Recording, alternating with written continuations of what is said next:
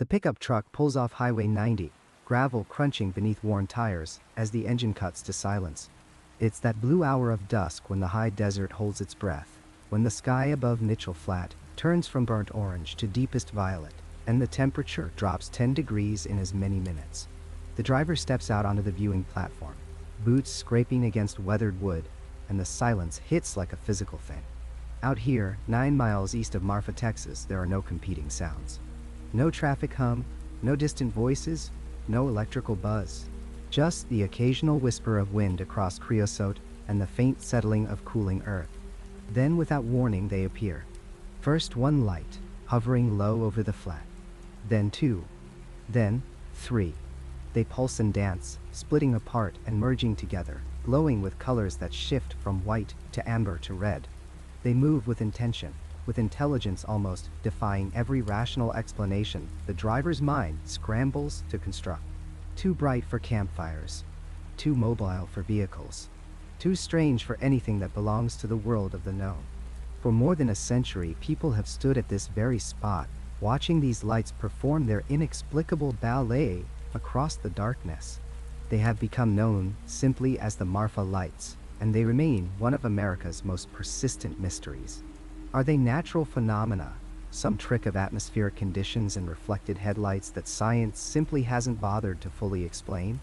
Are they supernatural, the restless spirits of those who died in this unforgiving landscape? Or are they something else entirely?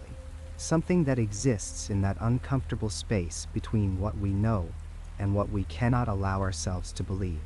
The Apache knew these lights long before any European set foot in this desert.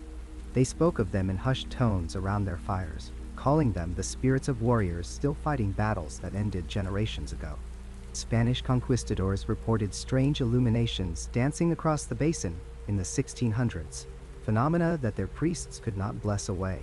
Settlers arriving in the 1880s watched the lights with suspicion and wonder, creating their own stories to explain what their eyes witnessed, but their minds could not accept. Then came the modern era, with its military installations and secret projects scattered across the Southwest. Suddenly, new theories emerged. Were these lights connected to the nearby Marfa Army airfield? Were they experimental aircraft, or weapons being tested under cover of darkness and isolation? The military has never confirmed anything, but their silence only deepens the mystery. And then there are the witnesses, ordinary people whose lives were fundamentally altered by encountering these lights. They speak of feelings of being watched, of time moving strangely, of the lights responding to their thoughts and movements. Some describe it as a religious experience. Others describe it as terror. As the driver stands alone on the platform, watching the lights dance across Mitchell Flat, one question becomes inescapable. In this vast and ancient landscape, what else is watching back? The West Texas night hung thick and black over Mitchell Flat in the autumn of 1883, the kind of darkness that seemed to swallow sound itself. Robert Reed Ellison had learned to trust his instincts during his years on the frontier, and on that particular evening, something in the distance caught his weathered eye. Small points of light flickered across the darkness, dancing in patterns that seemed almost deliberate, almost alive. His first thought came quickly and with a cold rush of fear. Apache campfires. The conclusion seemed natural, even inevitable. For years, this corner of Texas had been a contested ground, a harsh borderland where settler ambitions collided with indigenous resistance. The Apache Wars had carved deep scars into the collective memory of every rancher and homesteader who had staked their claim to this unforgiving land. Ellison knew the stories well. He had heard accounts of raids and reprisals, of families lost and vengeance sought, of a cycle of violence that ground on with terrible momentum. To see unexplained lights in the darkness was to imagine the worst, to feel the prickling certainty that danger lurked just beyond the edge of vision. But something about these lights troubled him in ways he could not immediately articulate. They moved with a strange fluidity, appearing and disappearing without the pattern of campfires being extinguished or stoked. They seemed to float above the ground, rather than rest upon it, dancing in the night air with an otherworldly quality that defied easy explanation. Ellison watched them for hours that night, his rifle ready across his lap, his heart beating a steady rhythm of vigilance and growing unease. As dawn began to break across the horizon, painting the sky in shades of amber and rose, the lights simply faded away, leaving no trace of their presence. No smoke trails, no scattered embers, nothing at all to mark where they had been. When Ellison rode out to investigate the following morning, he found the land exactly as it had always been. No signs of encampment existed where the lights had danced. No trampled grass, no ash pits, no horse tracks, nothing to suggest that anyone had been there at all. The discovery unsettled him more than an actual Apache presence might have. An enemy you could see and understand was one thing. Lights that defied explanation were something else entirely. Something that reached into deeper, more primal fears. Ellison's account became the first documented report of what would come to be known as the Marfa Lights, but it was far from the first sighting. When he began to speak cautiously about what he had witnessed, other voices emerged from the community, other settlers who had seen similar phenomena, but had remained silent, uncertain how to speak about experiences that seemed to defy rational understanding. Sarah McKinney, who ran a boarding house in the region, reported seeing the lights on multiple occasions throughout 1881 and 1882. She described them as glowing orbs that moved with purpose, sometimes approaching close enough that she could see their light reflected in the windows of her home before they retreated back into the darkness. John Davis, a cattle driver who frequently passed through the area, claimed he had witnessed the lights as early as 1879, dancing along the horizon during night drives when the herd was restless and the air felt charged with something he could not name. These testimonies revealed a pattern of silence that had preceded Ellison's public account. On the frontier, reputation mattered. To speak of unexplainable phenomena was to risk being labeled unreliable, potentially unhinged. The frontier demanded practicality, a hard-edged rationalism that left little room for mystery. Yet the lights persisted in memory and in reality, creating a quiet folklore among those who had witnessed them, a shared secret spoken of only in trusted company. The historical context of this era cannot be separated from the lights themselves. The 1880s marked a period of profound transformation in West Texas. The Apache people, who had inhabited and traveled these lands for generations beyond counting, were being systematically displaced through military campaigns and forced relocations. The tension between indigenous communities and incoming settlers created an atmosphere of constant vigilance and mutual suspicion. Every unexplained sight or sound could signal danger. Every shadow might conceal a threat. This psychological landscape of fear and uncertainty provided fertile ground for mystery to take root and flourish. What Ellison and his fellow settlers did not know, or perhaps chose not to acknowledge, was that the Apache people themselves had their own long history with the lights of Mitchell Flat. According to oral traditions passed down through generations, the lights were not new arrivals to the landscape but ancient presences that had witnessed the passage of countless seasons and peoples.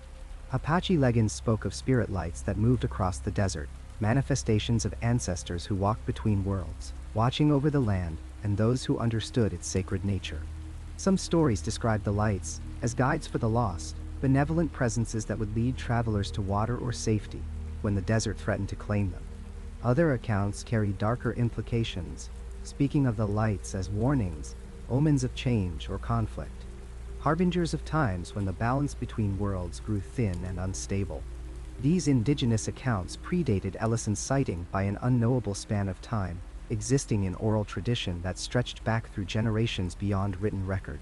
The lights were woven into the spiritual geography of the region, part of a larger understanding of the land as alive with forces both seen and unseen, natural and supernatural. This perspective stood in stark contrast to the settler mindset, which sought to categorize, explain, and ultimately control the environment.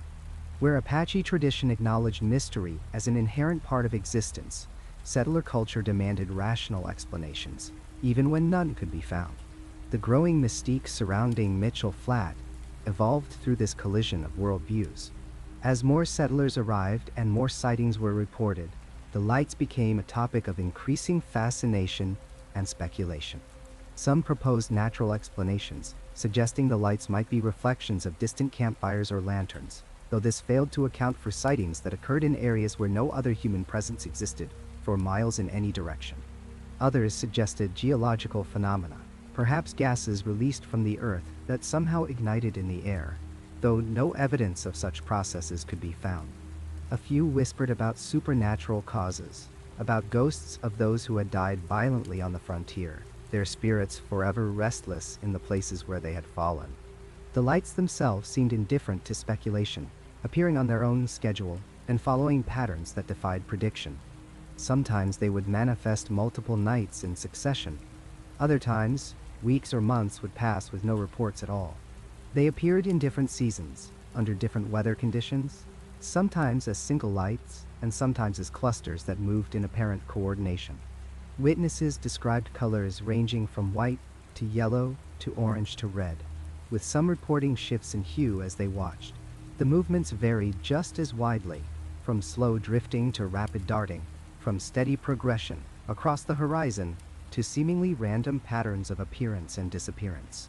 This unpredictability only deepened the mystery and fed the growing folklore. Stories multiplied and evolved with each retelling, details shifting and expanding as they passed from person to person. The lights became part of the identity of the region, a strange point of pride mixed with unease.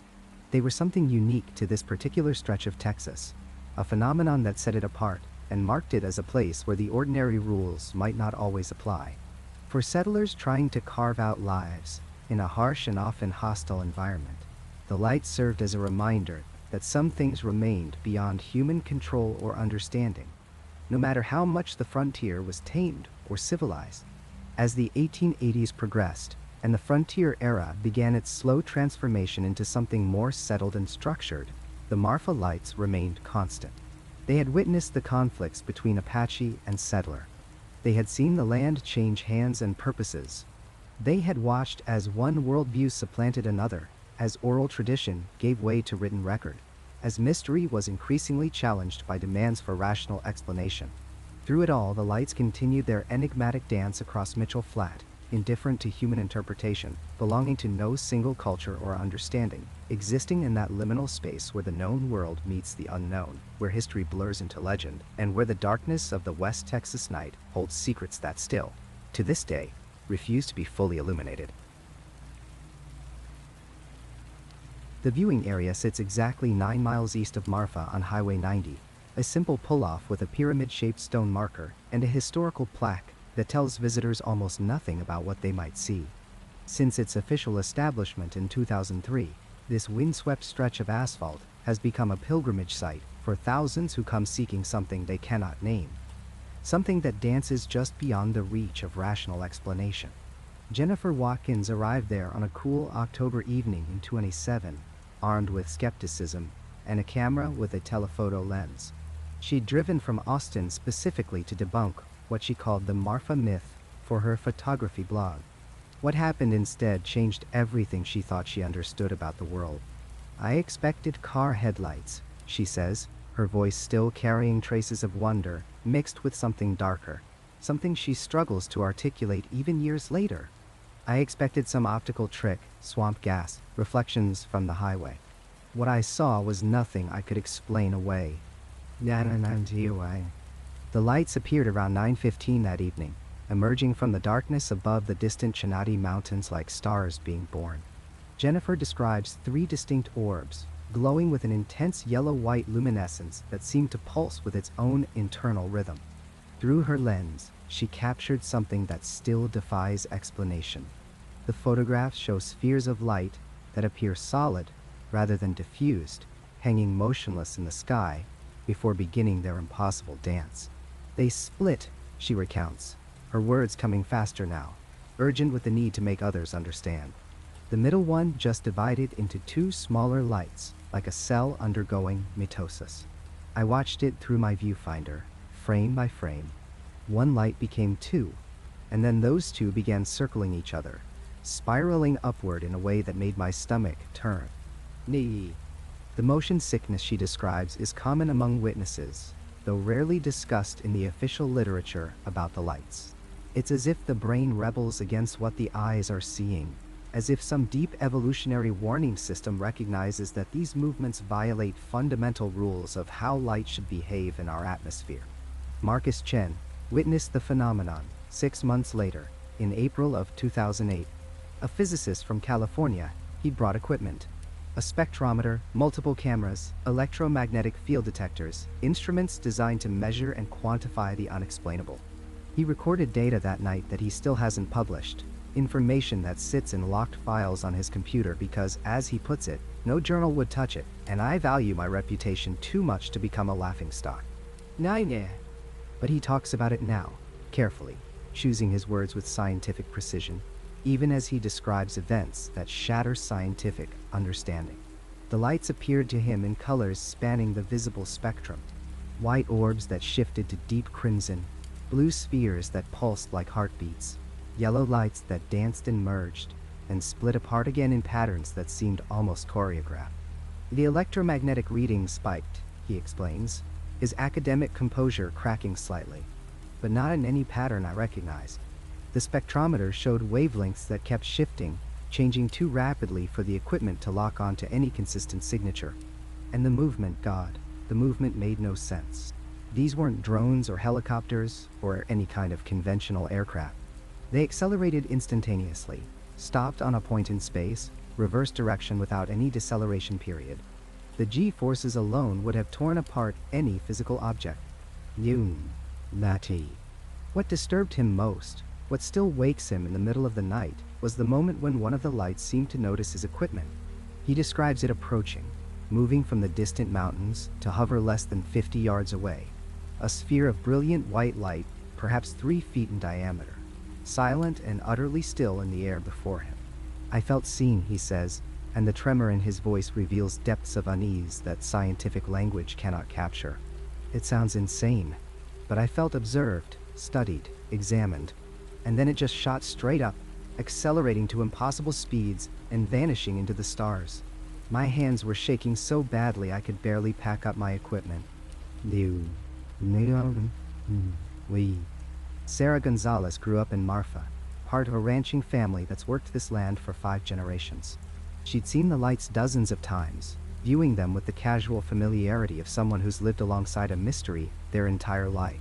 But in September of 2009, familiarity shattered into something approaching terror. She'd brought her teenage daughter to the viewing area, wanting to share what she considered a quirky local phenomenon, a harmless bit of West Texas weirdness. They watched the lights appear on the horizon, 4 distinct orbs in shades of amber and pale blue.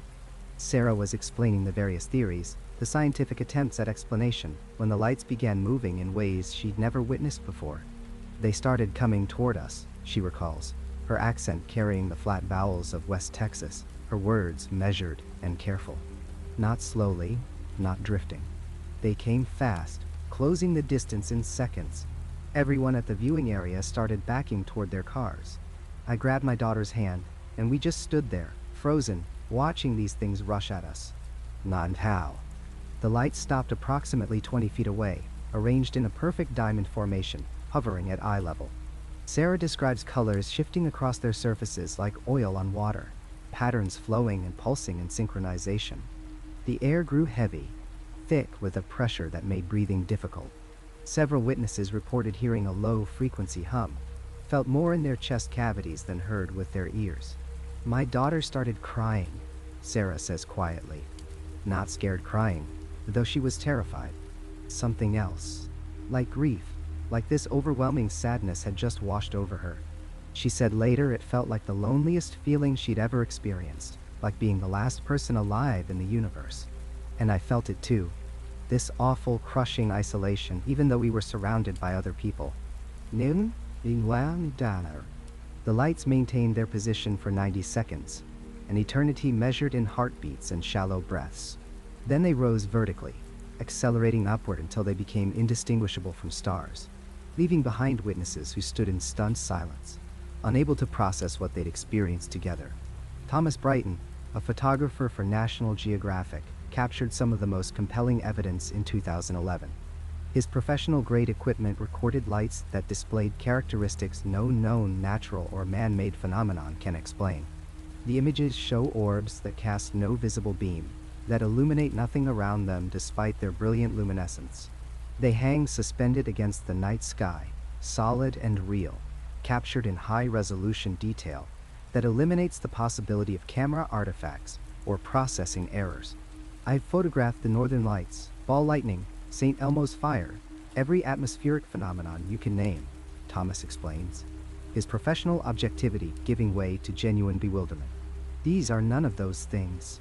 The way they move, the way they interact with each other, it suggests intelligence.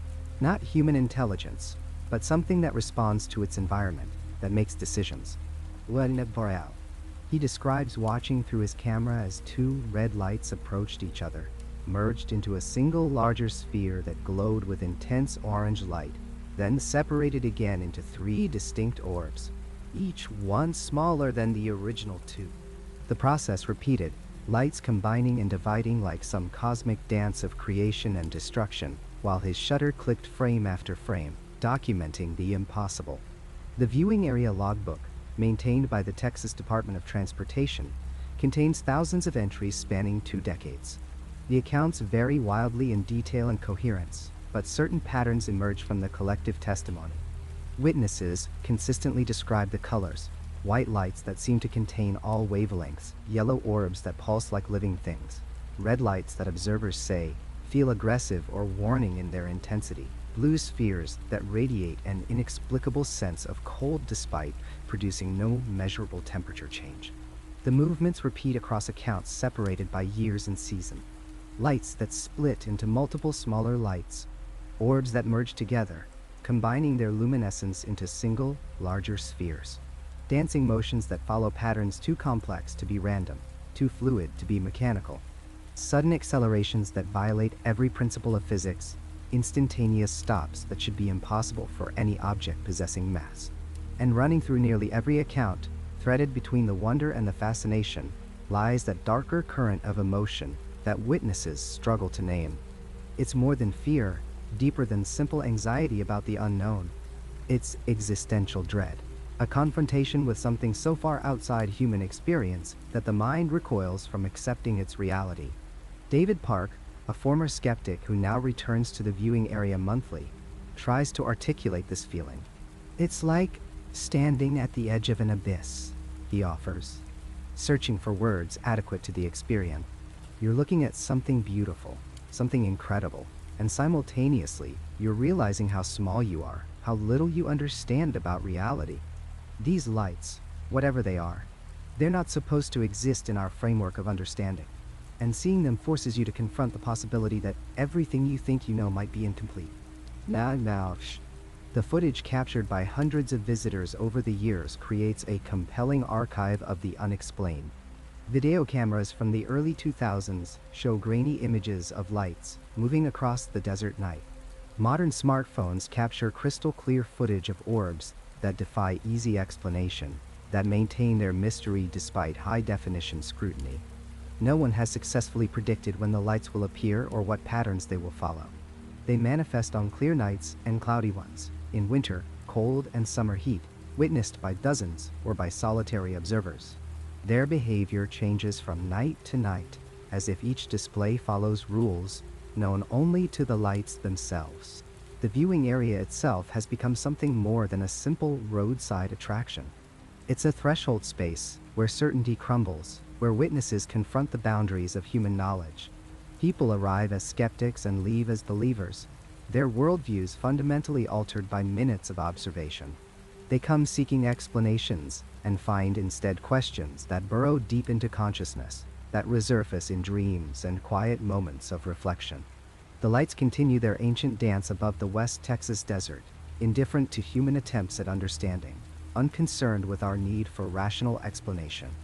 They appear and disappear according to rhythms we cannot discern, performing their luminous ballet for audiences who leave changed by what they've witnessed, marked by an encounter with something that refuses to fit neatly into our categories of the possible and impossible.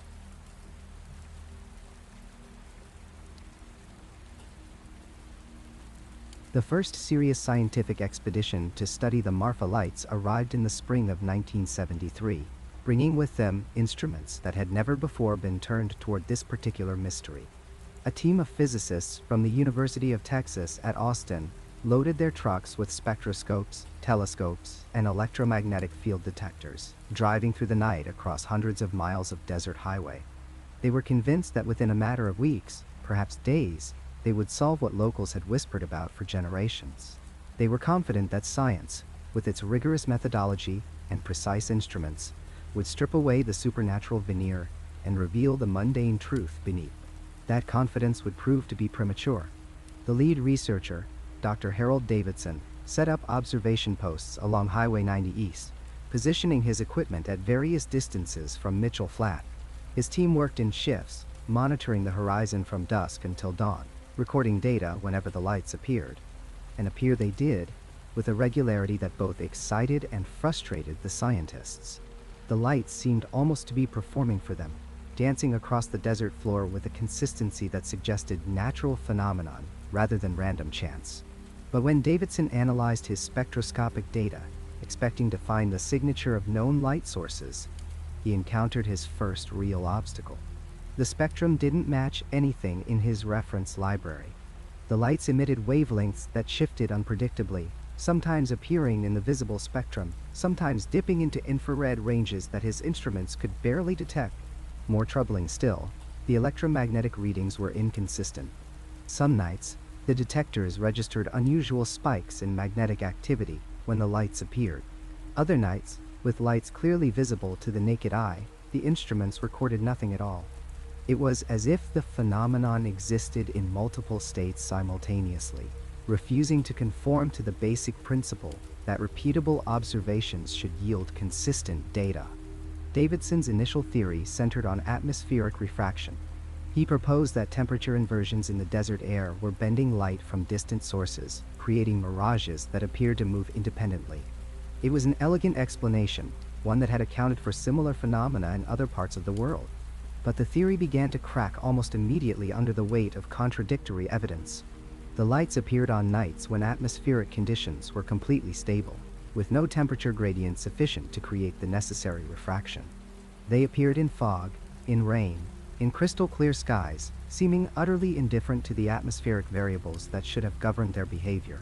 Then there was the matter of movement. Atmospheric reflections might create the illusion of distant lights, but they shouldn't produce the complex patterns of motion that witnesses consistently reported. The Marfa Lights split and merged, appeared to bounce over obstacles, and sometimes approached observers before retreating. Davidson watched one night as a light moved steadily toward his observation post, growing larger and brighter, only to wink out when it seemed no more than a few hundred yards away. No atmospheric model could account for such behavior.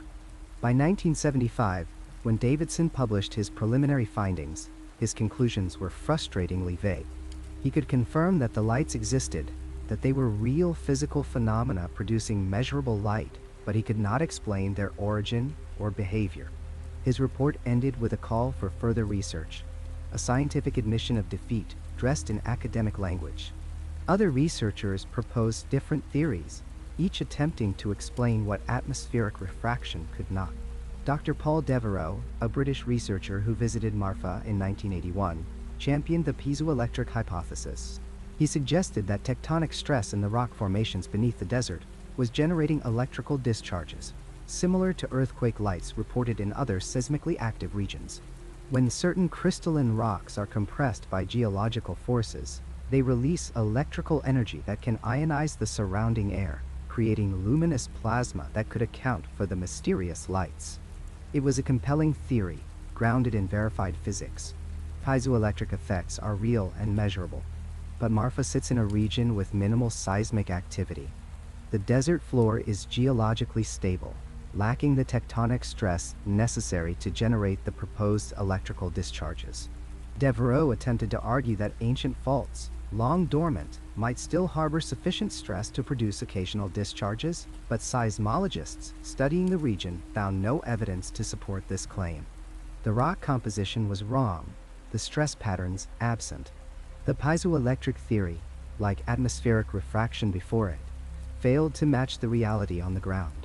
Then came one of the most infamous explanations, one that local residents still mock with barely concealed contempt. In 1986, a skeptical investigator from a national science magazine spent 3 nights in Marfa. and published an article confidently declaring the mystery solved. The lights, he claimed, were nothing more than swamp gas, methane emissions from decaying organic matter that spontaneously ignited when exposed to oxygen. It was the same explanation that had been applied to will-o'-the-wisps in European folklore, and he saw no reason why it shouldn't apply to Texas as well. The problem, immediately obvious to anyone familiar with the region, was that Marfa is surrounded by desert. There are no swamps, no marshes, no significant bodies of standing water where organic matter could decay and produce methane in the quantities necessary to create visible lights. The annual rainfall is less than 15 inches. The landscape dominated by drought-resistant scrub and bare rock. The swamp gas theory wasn't just wrong, it was absurdly wrong, suggesting the investigator had proposed his explanation without bothering to understand even the basic geography of the area. The magazine quietly retracted the article several months later, but the damage to serious scientific inquiry had been done. The Marfa Lights had become associated with crackpot theories and lazy research. The most persistent conventional explanation, the one that skeptics still cling to with stubborn determination, is that the lights are simply car headlights from Highway 67, which runs south of the viewing area. From certain angles and distances, the theory goes, headlights can appear to behave strangely, seeming to float above the road or move in unexpected pattern. This explanation has the advantage of being partially true. There are indeed occasions when car headlights can be mistaken for something more mysterious, particularly by first-time visitors unfamiliar with the landscape and sightlines. But this explanation collapses when confronted with historical evidence. The lights were first reported by settlers in the 1880s, decades before automobiles existed in West Texas. Robert Reed Ellison saw them in 1883, while driving cattle through the area, and initially thought they were Apache campfire. Cowboys throughout the region reported the lights during the 1890s. Ranchers saw them in the early 1900s from homesteads that were miles from any road. The lights predate motorized vehicles by a generation or more, which means that even if modern sightings can sometimes be explained by headlights, the historical phenomenon clearly cannot be dismissed so easily. Moreover, careful observers have documented the lights appearing in locations where Highway 67 is not visible, blocked by intervening terrain. The lights have been seen during road closures, during blizzards, when no traffic moved through the area, and at times when observers could account for every vehicle on the highway and still see anomalous lights in different directions entirely. The headlight theory is a partial explanation at best, accounting for some sightings while leaving the core mystery untouched. What frustrated scientists most was not the failure of any single theory, but the light's apparent responsiveness to observation. Multiple researchers reported experiences that suggested something more troubling than simple natural phenomena. Lights that appeared to approach when observers flashed signals at them. Lights that seemed to evade attempts at close-range photography, winking out when cameras were aimed in their direction. Lights that performed aerial maneuvers that seemed almost playful, as if aware they were being watched and deliberately confounding the observer's attempts to measure and categorize them. Dr. James Bunnell, an aerospace engineer who spent more than 15 years studying the lights beginning in the late 1980s, documented over 30 instances of what he termed responsive behavior. He set up automated cameras triggered by motion sensors, hoping to capture the lights without human presence affecting their behavior. But even his automated systems yielded frustrating results. The cameras would trigger, the equipment would record, but when the footage was reviewed, the lights appeared to have moved just outside the frame, or changed intensity at the precise moment of recording, or split into multiple sources that confused the motion tracking algorithms. Bunnell eventually published his findings in a book that walked the line between scientific rigor and reluctant admission of defeat. He could document the lights' existence, measure their luminosity and movement patterns, but he could not explain them.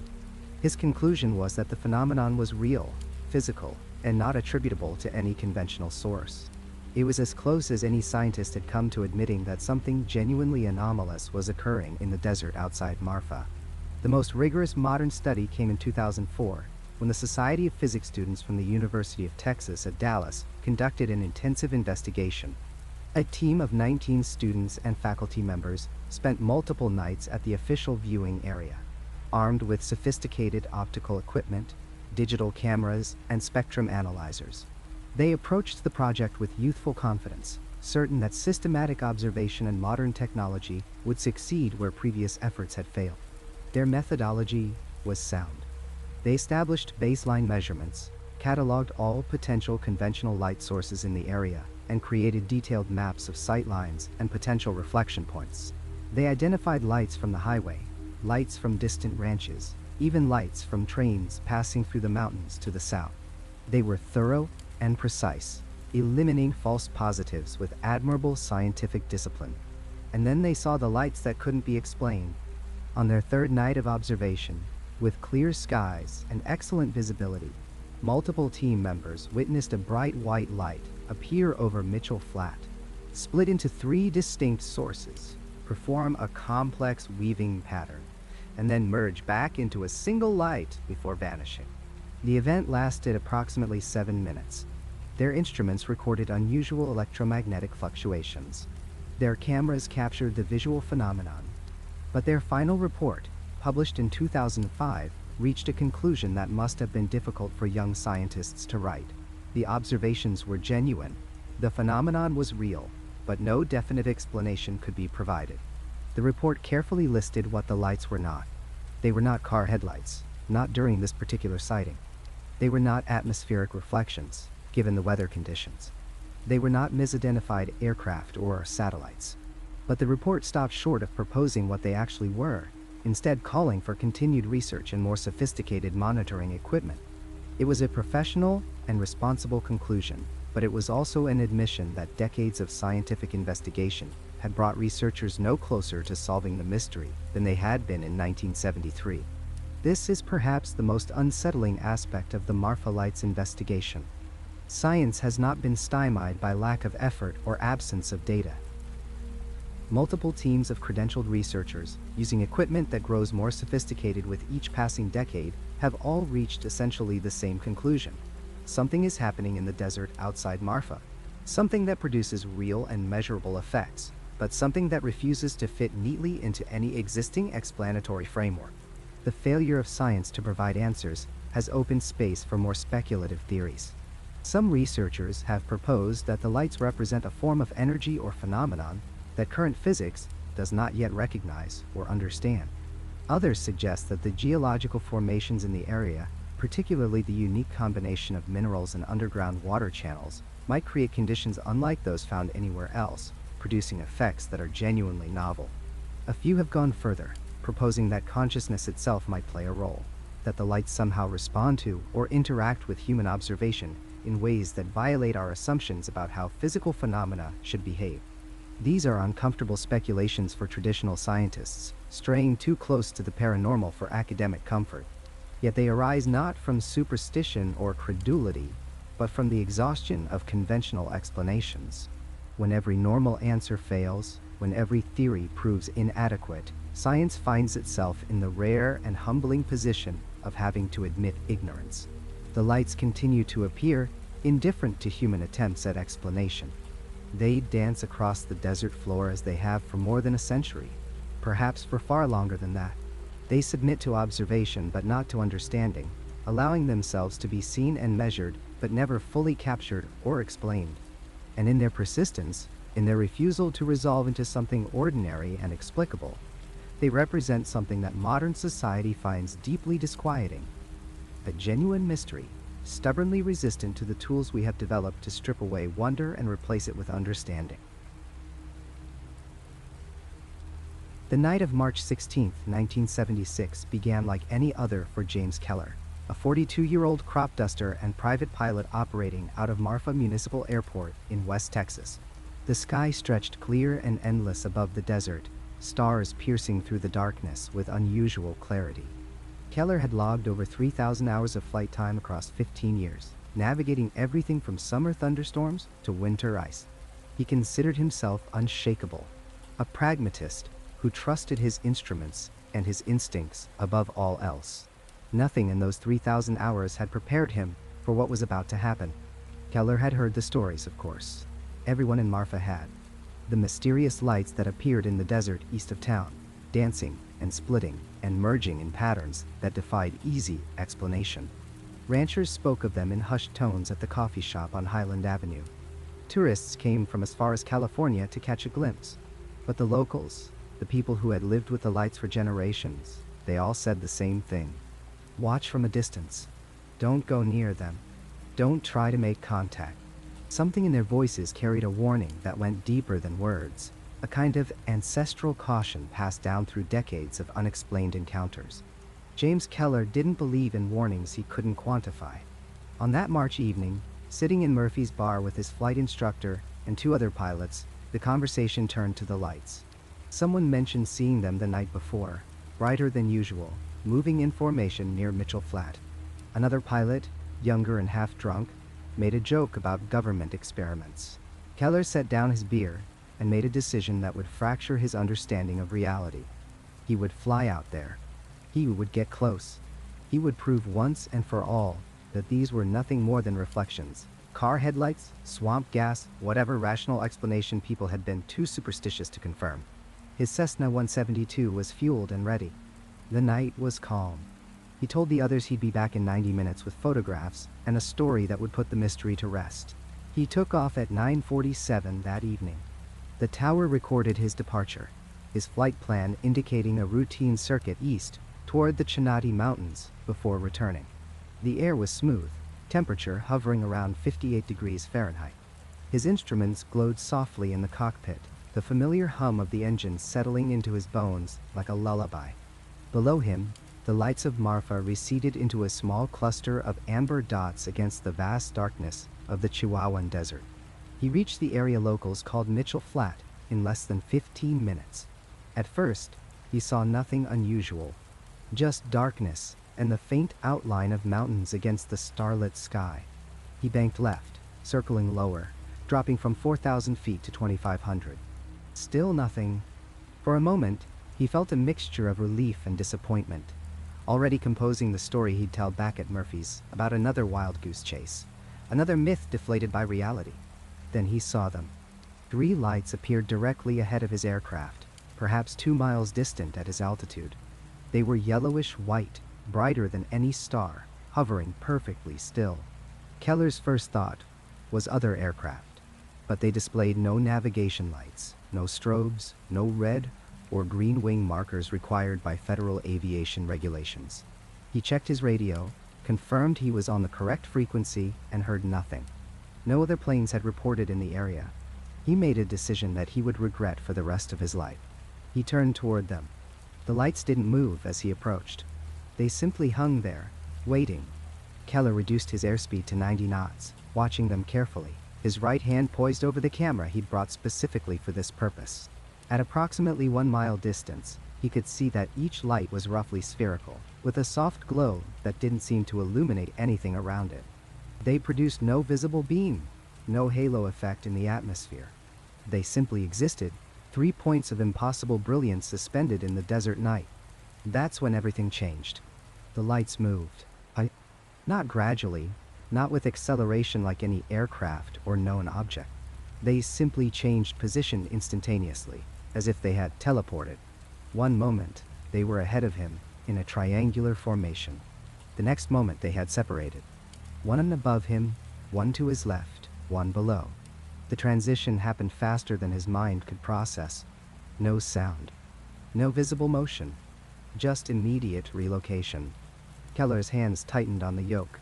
His heartbeat, calm moments before, began hammering against his ribs. He banked right, away from the lights, increasing throttle.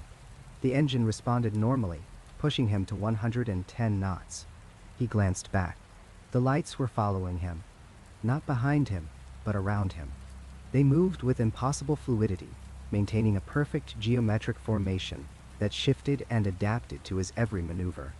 When he climbed, they climbed. When he dove, they dove. But they didn't follow his path. They anticipated it, arriving at positions before he fully committed to them, as if they could read his intentions directly from his mind. His radio crackled to life. Marfa Tower, asking for his position. He grabbed the microphone, and that's when his electrical systems began to fail. The recording still exists in the archives of Presidio County, transferred from the original reel-to-reel tape to digital format. You can hear the strain in Keller's voice, the professional pilot's calm veneer cracking. Marfa Tower, this is November 7-3 Whiskey Charlie. I have visual on 3 unidentified lights at my altitude. They are pacing my aircraft. Request immediate advice. Over. Me. Static filled the response. The tower's transmission broke apart into fragments of words, syllables consumed by interference that sounded like nothing Keller had ever heard. Not the crackle of atmospheric disturbance or the buzz of electrical malfunction, but something almost organic, a warbling tone that seemed to pulse with rhythm and intention. His instrument panel began to go dark. One by one, the gauges failed. Airspeed indicator dropping to 0 despite the wind screaming past his windscreen. Altimeter spinning wildly through impossible readings. His compass rotated in slow, lazy circles, pointing everywhere and nowhere. The only instruments still functioning were the most basic, the backup systems that didn't rely on electricity, the simple gyroscope, and the fuel gauge. Then the lights came closer. Keller would later describe this moment as the point when he understood he was not dealing with any technology, any phenomenon that fit within his framework of reality. The lights approached to within 50 feet of his aircraft. He could see them clearly now through his side window, so bright they hurt to look at directly, yet somehow they cast no light into his cockpit. They produced no heat he could feel, no sound, no disturbance in the air. They were simply there, impossibly close, and he could sense, could feel in some part of his mind he'd never accessed before, that they were aware of him. They were watching him with an intelligence that was utterly, fundamentally alien. His engine coughed. Once, then twice. The propeller stuttered, the reliable rhythm that had carried him safely for 15 years suddenly uncertain.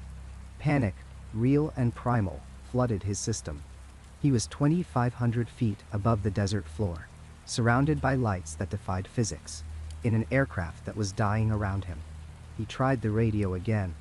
Mayday, mayday, mayday. November 7-3, Whiskey Charlie experiencing complete electrical failure and engine malfunction. The lights are, oh God, they're all around me. I can't. I'm going to try to make an emergency landing. The recording captures something else then. In the background of Keller's transmission, beneath his voice, there's another sound. Analysts who have studied the tape describe it as a hum, a frequency that seems to exist just below the threshold of normal hearing. Some claim it causes headaches when listened to on high-quality speakers. Others say it's merely interference. But everyone who hears it agrees on one thing. It sounds intentional. Keller pushed the nose down, trading altitude for airspeed, looking desperately for any flat surface in the darkness below. His hands shook on the controls. The lights maintained their formation around him, 3 points of a geometric prism moving in perfect synchronization with his descent. He dropped through 2,000 feet, 1,500, 1,000. The desert floor rose up to meet him, barely visible in the starlight. At 500 feet, the light simply vanished. Not gradually fading, not moving away. They ceased to exist between one heartbeat and the next, leaving him alone in the darkness with a failing plane and his own ragged breathing. His engine caught again, the propeller resuming its normal rhythm.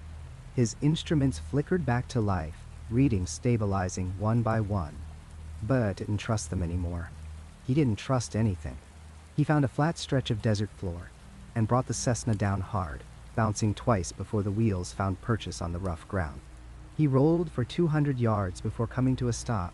The plane tilted slightly to one side in the soft sand. He sat in the cockpit for 20 minutes before he could make himself move. His hands wouldn't stop shaking. When he finally climbed out, his legs nearly gave way beneath him. The desert stretched silent and empty around him in all directions. Above, the stars shone with their usual indifference. There was no sign that anything unusual had happened. No evidence of the encounter except the recording in Marfa Tower and the testimony of a pilot who would never fly at night again. Search and rescue found him at dawn, sitting on the wing of his aircraft, staring at the eastern horizon. He'd aged, the rescuers would later say. Something in his eyes had changed, a distance that hadn't been there before. He filed a full report with the Federal Aviation Administration, with local law enforcement, with anyone who would listen. The FAA investigation found no mechanical failure, no explanation for the electrical malfunctions. The official report listed the incident as pilot error with contributing factors of spatial disorientation, though the investigators couldn't explain the radio recording or the fact that Keller's watch had stopped at exactly 10:18. Frozen at the moment the lights first appeared. James Keller never flew again. In interviews conducted over the following decades, his story remained consistent in every detail. He described the lights not as objects, but as presences, entities with intention and awareness. He spoke of the certainty he felt in those moments, the absolute knowledge that he had encountered something that operated outside the rules of physics as we understand them, something that regarded him with the same casual curiosity we might show an insect. The psychological impact lasted the rest of his life. He developed a fear of open spaces, of darkness, of anything he couldn't fully explain or control. He moved away from Marfa within a year, settling in Austin where the city lights kept the darkness at bay. But he never stopped talking about what happened, never let anyone dismiss his experience as hallucination or mistake. He knew what he'd seen. He knew what had happened. And that knowledge, that certainty of contact with something fundamentally other, had shattered the comfortable reality he'd lived in for 42 years. When he died in 2003, his family found journals, dozens of them, filled with sketches and notes about that night. Calculations trying to explain the light's movement, theories about their origin, their purpose, questions written over and over in increasingly desperate handwriting. What did they want? Why did they let me go? Will they come back? The Marfa Lights continue to appear. They dance and split and merge in the desert night, watched by tourists from the official viewing platform built by the state. But the locals still say the same thing they've always said. Watch from a distance. Don't go near them. Don't try to make contact. And pilots flying over West Texas at night give the area east of town a wide berth, following an unwritten rule passed down from James Keller's experience. Some boundaries, some mysteries, are not meant to be crossed, and some encounters change you in ways you can never undo, leaving you forever caught between the world you thought you knew and the impossible reality you can no longer deny. There are places in this world where the boundary between legend and truth becomes so thin, so permeable, that it ceases to matter which side of that line you believe. Mitchell Flat, for all its scientific curiosity and tourist fascination, harbors stories that most guidebooks will never mention. These are the accounts whispered in the back booths of diners when the sun goes down, the cases that local law enforcement speak about only reluctantly, if at all. These are the stories of people who went looking for the Marfa Lights and found something else entirely, or perhaps found nothing at all except an absence so complete it defies explanation. The official viewing platform sits safely distant from the heart of Mitchell Flat, positioned deliberately at a remove that allows observation without engagement. But throughout the decades there have always been those who found that distance unsatisfying, who wanted more than a glimpse of colored lights dancing on the horizon. They wanted proximity. They wanted answers. And some of them, according to the stories that persist in Marfa, paid a price that no amount of curiosity could justify. Let us begin with Sarah Mitchell, though that is not her real name. She requested anonymity when she finally agreed to speak about her experience years after it occurred, and that request has been honored by the few researchers who know her story. In October of 1989, Sarah was a junior at Sul Ross State University in Alpine, about 26 miles north of Marfa. She was studying anthropology with a focus on regional folklore, and the Marfa Lights represented the perfect intersection of her academic interests and personal fascination with unexplained phenomena. Her research project that semester centered on first-hand witness accounts, and she had conducted dozens of interviews with locals who had seen the lights over the years. But interviewing witnesses was not enough for Sarah. She wanted her own encounter, her own data point to add to the collection. On the night of October 14, 1989, she drove out to Mitchell Flat alone, parking her car along a ranch road that extended deeper into the area than the tourist viewing platform. She brought with her a notebook, a camera, a flashlight, and a thermos of coffee. She told her roommate she would be back by midnight, 1 o'clock at the latest. It was a Tuesday night, cool and clear, with the kind of star-dense sky that only exists far from city lights. Sarah never returned at midnight. She never returned at 1 in the morning. By dawn, her roommate had contacted campus security, who in turn notified the Presidio County Sheriff's Department. Her car was found exactly where she had parked it, unlocked, with her purse still on the front seat. The thermos sat on the hood, still half full. Her camera was inside the vehicle, unused. The film never advanced past the first frame. But Sarah herself was nowhere to be found. Search parties combed Mitchell Flat for 3 days. They used tracking dogs, helicopters, volunteers on horseback, and on foot. The terrain is unforgiving, certainly with rocky outcroppings and areas of dense brush, but it is not insurmountable. A person does not simply vanish in an area that flat and open, not without leaving some trace. Yet, there was nothing. No footprints leading away from her car. No torn clothing caught on barbed wire. No signs of struggle or distress. The dogs, according to multiple reports, behaved strangely when taken to the area where her car was parked, becoming agitated and refusing to pick up any scent trail despite being given items from her apartment to work from. On the morning of the 4th day, October 18th, Sarah walked out of the desert approximately 2 miles from where her car had been parked. She was found by a rancher checking his fence line just after sunrise. She was dehydrated and disoriented, but otherwise physically unharmed. She wore the same clothes she had disappeared in. She carried her notebook, though every page was blank. When asked where she had been, Sarah could not say. When asked what had happened to her, she had no answer. The 3 days between her disappearance and her reappearance existed in her memory as a complete void, a gap of absolute darkness with no images, no sensations, no dreams or nightmares to fill the space. Medical evaluations found nothing wrong with her beyond the dehydration. No head trauma. No evidence of drugs or alcohol in her system. No signs of exposure despite 3 October nights in the desert. Psychologists suggested dissociative amnesia brought on by some traumatic event, but could not identify what that event might have been. Sarah herself withdrew from the university before the semester ended and left Texas entirely.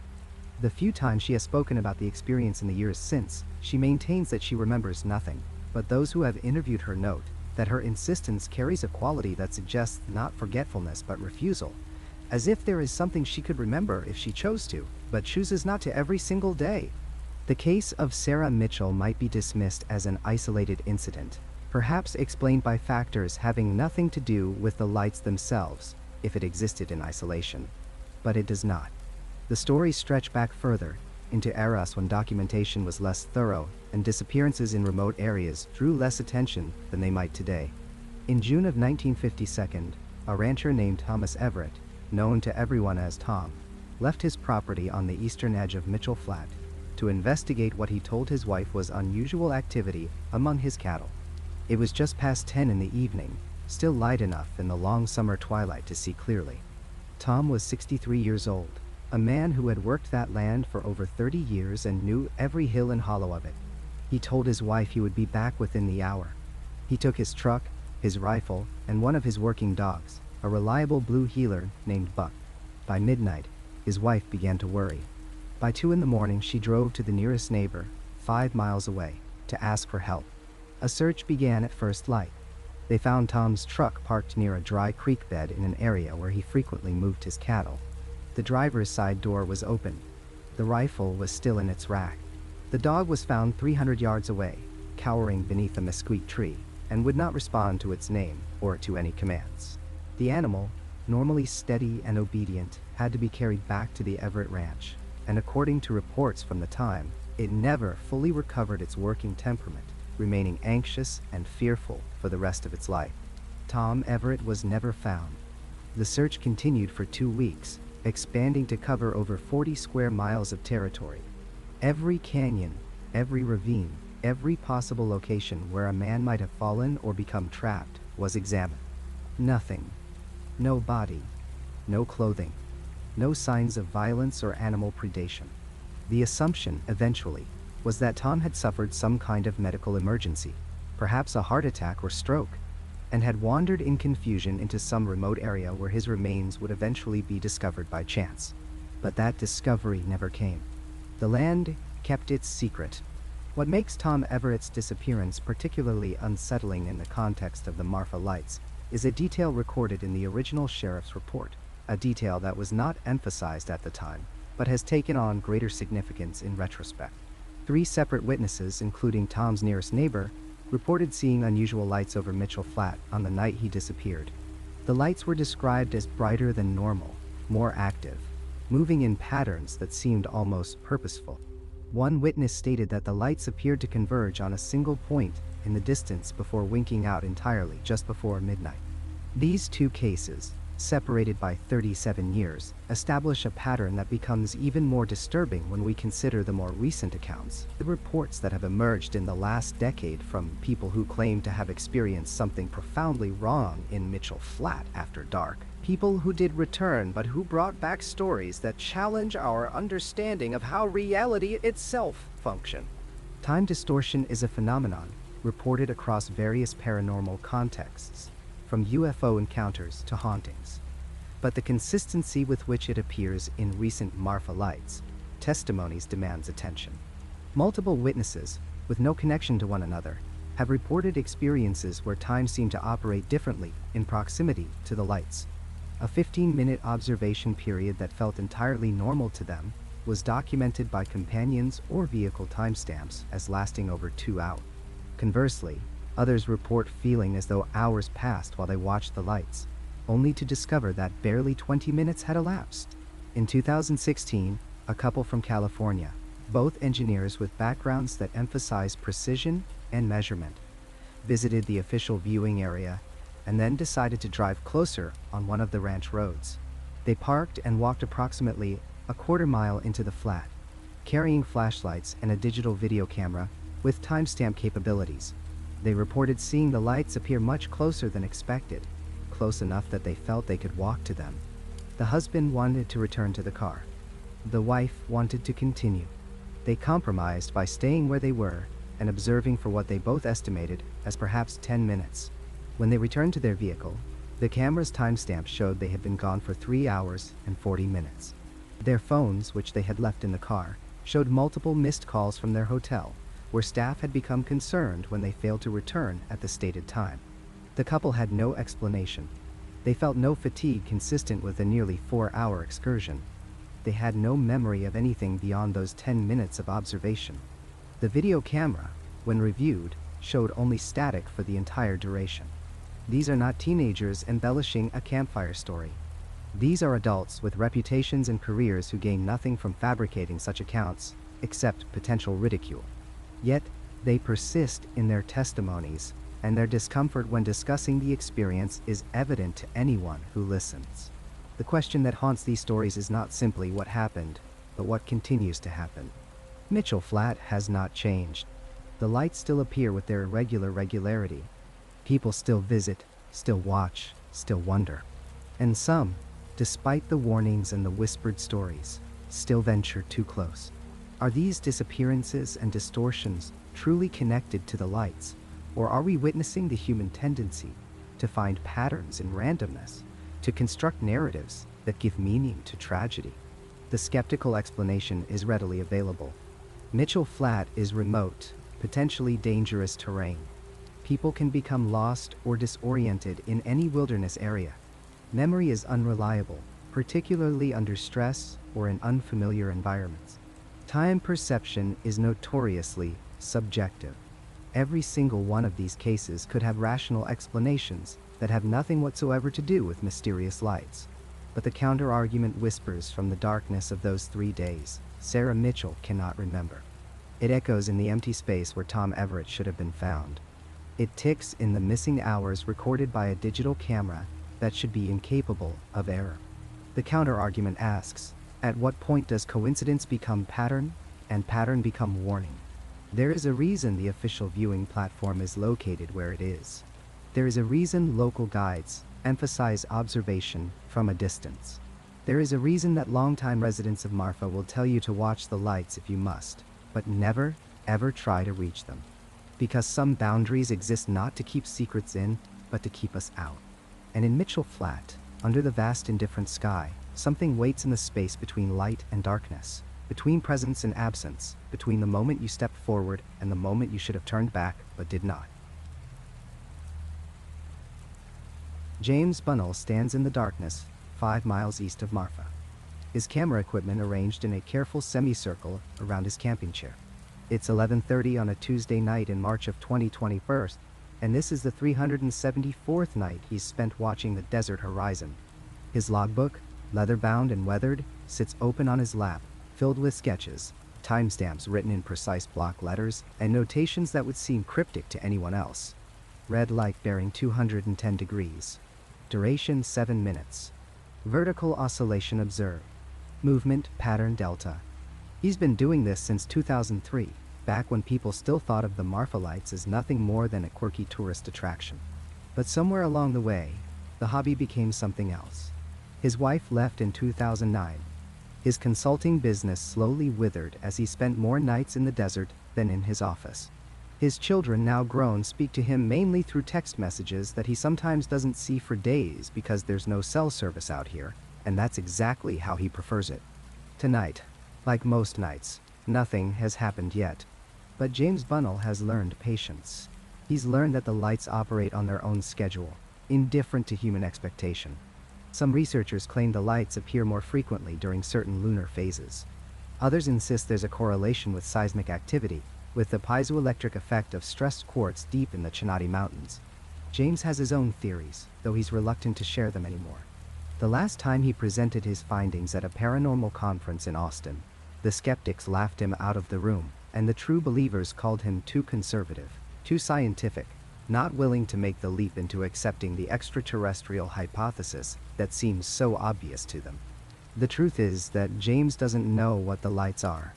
After nearly 2 decades of observation, after documenting more than 600 separate incidents, after correlating weather data and geological surveys and historical accounts going back to the 1880s, he's no closer to an explanation than when he started. But he's found something else instead. Patterns. Behaviors. A sense that whatever produces these lights possesses something that resembles intention. In his documentation, he's identified 7 distinct types of phenomena. Type 1 lights are the most common, steady points of illumination that appear near the horizon and remain stationary for anywhere from 3 to 40 minutes before fading. Type 2 lights move horizontally, typically from south to north, following paths that seem to respect the topography of the land even though they're floating several hundred feet above it. Type 3 lights, which he's only documented 21 times, split apart into multiple sources and then recombine.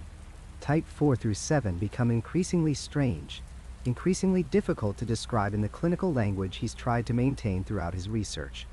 It's the Type 6 lights that change something fundamental in how James understands his work. He first saw them in July of 2017, during a night when the desert air hung thick and still. 3 lights appeared simultaneously, forming a perfect equilateral triangle with him at the center. They maintained this formation for 6 minutes and 13 seconds. James remembers the exact duration because his hands shook so badly as he operated his camera that he later had to throw out most of the footage.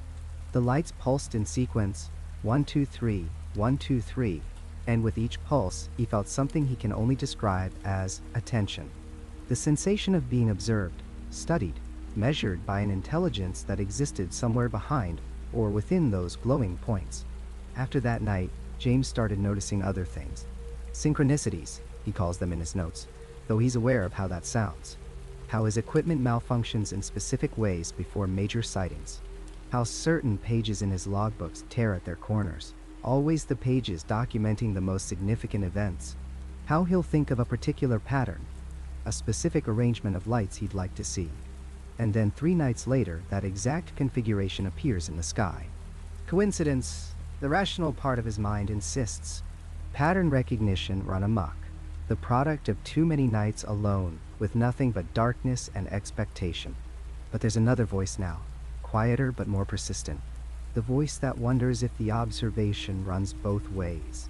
If watching the lights for long enough means the lights begin watching back. Sarah Chen came to Marfa for different reasons. She arrived in October of 2019, a software engineer burned out from 6 years at a tech company in San Francisco, looking for something real in a world that had started feeling entirely synthetic. She'd read about the lights online, seen some shaky YouTube videos, and figured she'd spend a few weeks in West Texas as a kind of vision quest before deciding what to do with the rest of her life. She's still here, 3 years later. Sarah's approach differs from James Bunnell's methodical documentation. She comes from a world of data analysis and machine learning, and she's applied those tools to the mystery, with results that both excite and disturb her. She's written algorithms that analyze historical sighting reports, looking for patterns in timing, location, and atmospheric conditions. She's built a network of automated cameras and sensors, feeding information into databases that she pores over in the small apartment she rents above a gallery on Highland Street. Her findings suggest that the lights are becoming more frequent. In 2020, despite the pandemic keeping tourists away and reducing light pollution from vehicle traffic, she documented 43% more sightings than the previous year. 2021 showed another increase, and 2022 continued the trend. This contradicts the common assumption that the lights are simply misidentified car headlights or other mundane sources. Less traffic should mean fewer sightings, but the opposite is occurring. Sarah has also identified what she believes are response patterns. When she sets up high-intensity strobes at specific frequencies, the probability of lights appearing within the next 2 hours increases by a factor of 3. When she plays certain audio tones through powerful speakers aimed at the desert, broadcasting infrasound below the range of human hearing, the lights appear within 30 minutes in 78% of trials. She's documented this across 46 separate experiments. The problem is that Sarah can't get anyone to take her seriously. Academic journals won't publish her work because the subject matter seems too fringe. Paranormal investigators dismiss her because she refuses to speculate about aliens or supernatural explanations. She exists in a strange liminal space between communities, trusted by neither, understood by no one except a few other researchers like James Bunnell, who she meets for coffee every few weeks to compare notes and commiserate. The isolation weighs on her. She had friends in San Francisco, a social life, a boyfriend, who she sometimes thinks about calling before remembering that he's married now. Moved on, living a life that has nothing to do with mysterious lights in the Texas desert. Her parents ask when she's coming home, when she's going to get a real job again, and she doesn't know how to explain that this has become the most real thing she's ever done. That her algorithms have detected patterns no one else has seen. That something is happening in the sky above Marfa, and it's getting stronger. On the night of February 14th, 2023, Sarah and James coordinated their observation posts for the first time, setting up stations 8 miles apart and maintaining radio contact. At 9:47, Sarah's sensors detected unusual electromagnetic fluctuations. At 9:51, James saw the first light appear, a brilliant orange point that seemed to pulse with an internal rhythm. Within minutes, both researchers were observing a display unlike anything in their combined records. Dozens of lights, moving in complex patterns, splitting and merging, tracing geometries across the darkness. Sarah's equipment recorded everything. Electromagnetic readings that made no sense according to known physics. Infrasound pulses at frequencies that matched patterns she'd been broadcasting in her experiments. Temperature fluctuations of 15 degrees in localized areas. And through it all, both researchers reported the same sensation, the feeling of being watched, of performing for an audience they couldn't see. The display lasted for 1 hour and 33 minutes. When it ended, Sarah's primary hard drive had corrupted, losing all the data from that night. James discovered that his camera batteries had drained completely despite being freshly charged. Both of them experienced severe headaches for the next 3 days and vivid dreams featuring geometric patterns of light. Neither has spoken publicly about that night. Sarah has the corrupted drive sitting on her desk, a reminder of how close she came to documenting something significant and how it slipped away. James has sketches in his logbook, drawn from memory, patterns that he looks at sometimes, and feels that same sensation of being observed. The toll of this work manifests in different ways for each of them. James has become nocturnal, sleeping during the day, eating irregular meals, losing touch with the rhythms of normal human life. His health has suffered. His doctor warns about blood pressure, about the effects of chronic stress and isolation. But James can't stop. He's invested too much, seen too much, and the lights continue to appear with a regularity that suggests they're as interested in him as he is in them. Sarah struggles with the knowledge that she might be wasting the best years of her life, chasing something that will never be explained. She could go back to San Francisco, get another job, rebuild the life she left behind. But she knows she won't. The patterns in her data are too compelling. The sense that she's on the verge of understanding something profound keeps her here through the hot summers and the cold winters, through the loneliness and the doubt. Both researchers have noticed something else. The longer they observe, the more the phenomenon seems to interweave with their lives. James finds himself thinking in the same geometric patterns the lights create. Sarah's dreams now regularly feature information that later proves relevant to her research. They both experience moments of precognition, knowing minutes before a light will appear exactly where it will manifest. This is what the long-term observers rarely discuss. Not just the sacrifice of time in relationships and normalcy, but the way the mystery begins to reshape consciousness itself. The boundary between observer and observed becomes permeable. You watch the lights long enough, and the lights begin watching back. You document the patterns, and you become part of the pattern. The phenomenon reaches out across the distance between human and other, and something fundamental shifts. The lights continue appearing. Despite development creeping closer to Marfa, despite increased light pollution from new construction, despite everything that should make them rarer, they persist. And the observers persist too, driven by something beyond curiosity now, caught in a relationship with the unknown that has become the defining fact of their existence. The desert air is cold tonight. Standing here on the viewing platform 9 miles east of Marfa, the same structure where thousands have gathered over the decades, you can feel the weight of all those accumulated years pressing down through the darkness. 143 years have passed since Robert Ellison first reported mysterious lights dancing across this landscape, and we stand tonight no closer to understanding what he saw than he was in 1883. Think about that for a moment.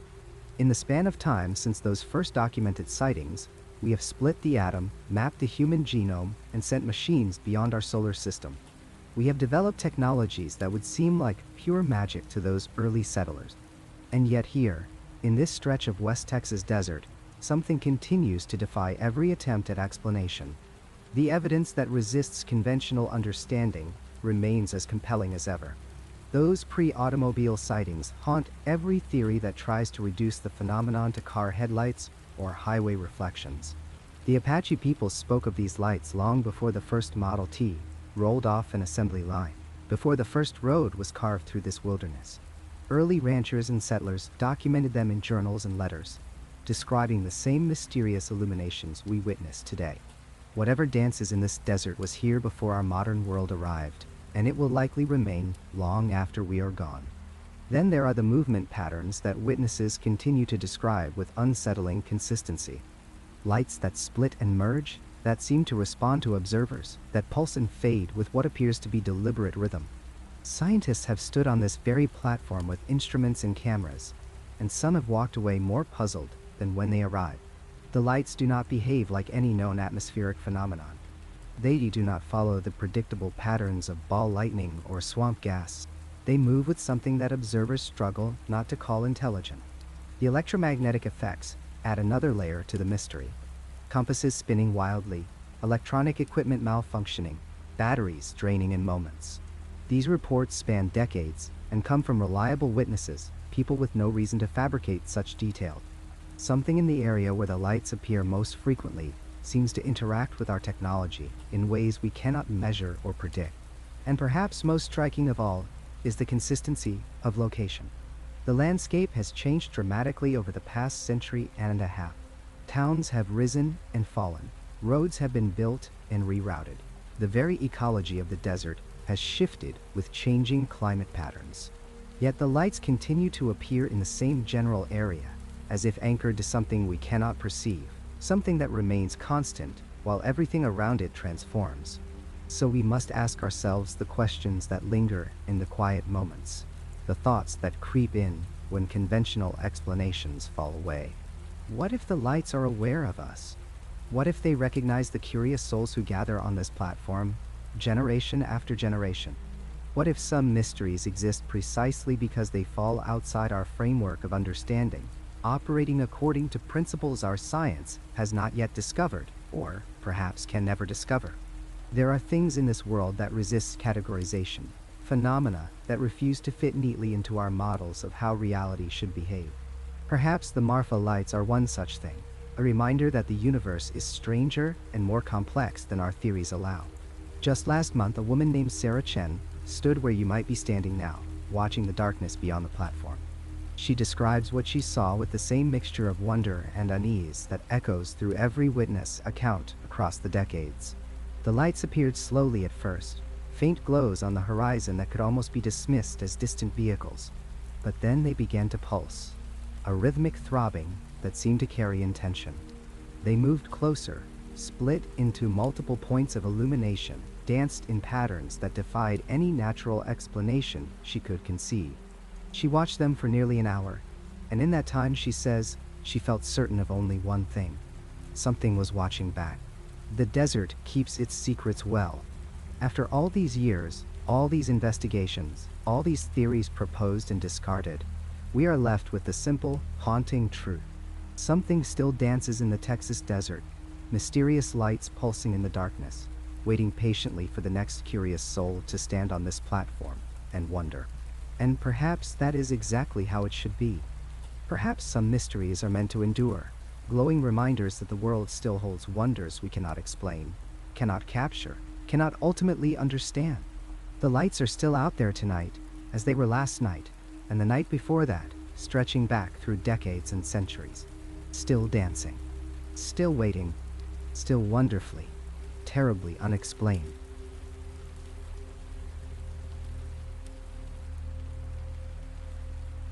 That's where this journey ends for tonight. If you made it all the way here, subscribe and hit the bell for more long-form stories like this. Check out the videos on screen for more right now. Drop your own experiences in the comments below. Thanks for listening, and I'll see you in the next one.